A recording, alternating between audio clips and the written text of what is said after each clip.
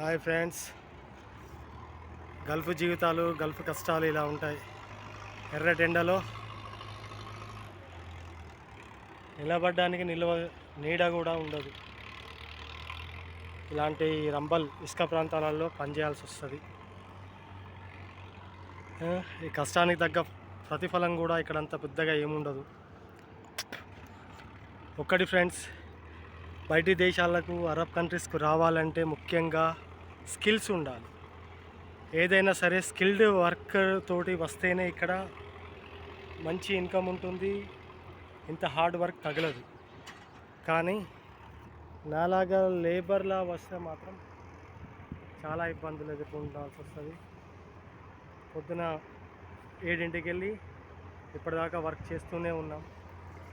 ఇక్కడ కనిపించేటి white cement అంతా సాఫ్ చేసి ఇవ్వాలి కంపెనీకి. ఇలా రోజు ఎన్నో వర్క్స్ ఉంటాయి. సో ఫ్రెండ్స్, నేను చెప్పేది ఒకటే, మంచిగా చదువుకొని మంచి జాబులు పొందడం ఉత్తమం. లేదు అంటే నాలాగా కష్టపడాల్సి వస్తుంది ఫ్రెండ్స్. Okay, thank you.